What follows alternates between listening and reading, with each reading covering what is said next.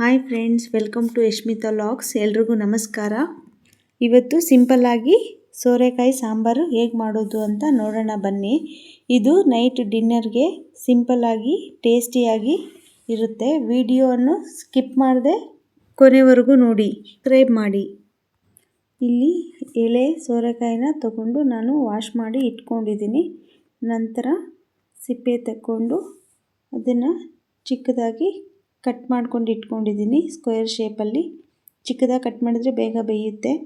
ಮತ್ತು ನಾನು ತೊಗರಿ ಬೇಳೆ ತೊಗೊಂಡು ಅದನ್ನು ವಾಶ್ ಮಾಡಿಕೊಂಡು ಅದಕ್ಕೆ ಒಂದು 3-4 ಟೊಮೊಟೊ ಹಾಕ್ಕೊಂಡಿದ್ದೀನಿ ಕಟ್ ಮಾಡಿಬಿಟ್ಟು.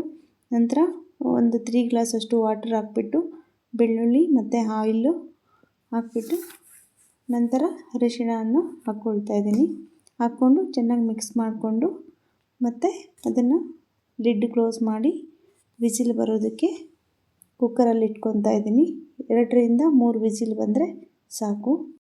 ಬೇಕಾಗಿರೋಂಥ ಪದಾರ್ಥಗಳು: ಸಾಸಿವೆ, ಜೀರಿಗೆ, ಕರಿಬೇವಿನ ಸೊಪ್ಪು, ಈರುಳ್ಳಿ, ಸಾಂಬಾರು ಪೌಡ್ರು, ಚಿಲ್ಲಿ ಪೌಡ್ರು ಮತ್ತು ಅದನ್ನು ಫ್ರೈ ಮಾಡೋದಕ್ಕೆ ಬೇಕಾಗಿರೋಂಥ ಆಯಿಲು.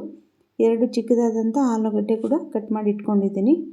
ಇವಾಗ ಆಲೂಗಡ್ಡೆ ಮತ್ತು ಸೋರೆಕಾಯಿ ಎರಡನ್ನೂ ಸಾಂಬಾರಿಗೆ ಯೂಸ್ ಮಾಡ್ತಾಯಿದ್ದೀನಿ. ಒಂದು ಬಾಣಲಿಯಲ್ಲಿ ಆಯಿಲ್ ಹಾಕ್ಕೊಂಡು ಇಟ್ಕೊಂಡಿದ್ದೀನಿ. ಆಯಿಲ್ ಕಾದ ನಂತರ ಸೋರೆಕಾಯಿ ಮತ್ತು ಆಲೂಗಡ್ಡೆನ ಆ್ಯಡ್ ಮಾಡ್ಕೊಳ್ತೀನಿ. ಆಲೂಗಡ್ಡೆನೂ ಹಾಕ್ಕೊಂಡು ಮಿಕ್ಸ್ ಮಾಡ್ಕೊಳ್ತಾ ಇದ್ದೀನಿ. ಮಿಕ್ಸ್ ಮಾಡಿಕೊಂಡಾದ ನಂತರ ಸ್ವಲ್ಪ ಉಪ್ಪನ್ನು ಸೇರಿಸ್ಕೊಳ್ತಾ ಇದ್ದೀನಿ. ರುಚಿಗೆ ತಕ್ಕಷ್ಟು ಉಪ್ಪನ್ನು ಸೇರಿಸ್ಕೊಳ್ಳಿ. ಮಿಕ್ಸ್ ಮಾಡ್ಕೊಂಡಾದ್ಮೇಲೆ ಒಂದು ಪ್ಲೇಟ್ನ ಮುಚ್ಚಿಡ್ತಾ ಇದ್ದೀನಿ. ಇಲ್ಲಿ ಬೇಳೆನ ಬೇಯಿಸೋದಕ್ಕೆ ಇಟ್ಟಿರೋದು ವಿಸಿಲ್ ಬಂದಾಗಿದೆ. ಇವಾಗ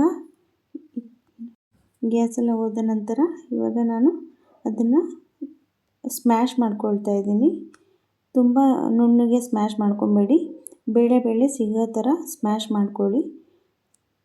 ಇಷ್ಟು ಮಾಡಿಕೊಂಡ್ರೆ ಸಾಕು. ಈಗ ಇದು ಒಂದ್ಸರಿ ಮಿಕ್ಸ್ ಮಾಡ್ಕೊಳ್ಳೋಣ. ಇವಾಗ ಇದು ಒಂದು 50% ಬೆಂದಿದೆ.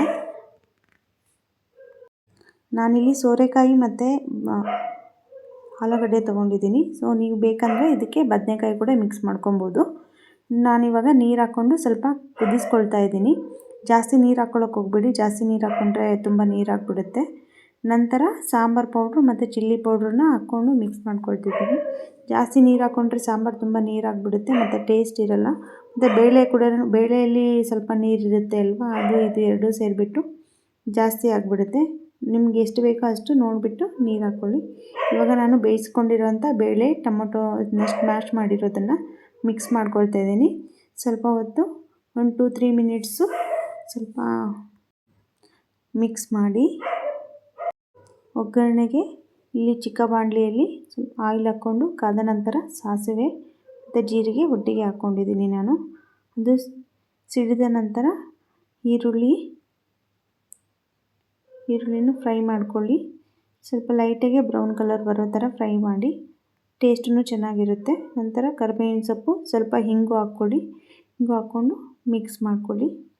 ನಂತರ ಸಾಂಬಾರಿಗೆ ಹಾಕಿ ಮಿಕ್ಸ್ ಮಾಡಿ. ಮಿಕ್ಸ್ ಮಾಡಿದಾದಮೇಲೆ 1 ಮಿನಿಟ್ ಕಾಯಿಸ್ಕೊಳ್ಳಿ ಸಾಂಬಾರನ್ನ. ಸಾಕು, ಜಾಸ್ತಿ ಕಾಯಿಸ್ಬೇಡಿ. ಆಮೇಲೆ ಸ್ಟವ್ ಆಫ್ ಮಾಡ್ಕೊಂಬಿಡಿ. ಈ ರೆಸಿಪಿ ಬಂದುಬಿಟ್ಟು ನಮ್ಮನೇಲಿ ಎಲ್ರಿಗೂ ಇಷ್ಟ ಆಯಿತು. ಸೊ ಎಲ್ಲರೂ ಇಷ್ಟಪಟ್ಟು ತಿಂದರು. ಸೊ ನೀವು ಒಂದ್ಸರಿ ಟ್ರೈ ಮಾಡಿ, ನಿಮಗೂ ಕೂಡ ಈ ರೆಸಿಪಿ ತುಂಬ ಇಷ್ಟ ಆಗುತ್ತೆ. ಸಬ್ಸ್ಕ್ರೈಬ್ ಮಾಡೋದನ್ನು ಮರಿಬೇಡಿ. ಯಾರಾದರೂ ಸಬ್ಸ್ಕ್ರೈಬ್ ಮಾಡಿಲ್ಲ ಅಂದರೆ ಈಗಲೇ ಸಬ್ಸ್ಕ್ರೈಬ್ ಮಾಡ್ಕೊಳ್ಳಿ.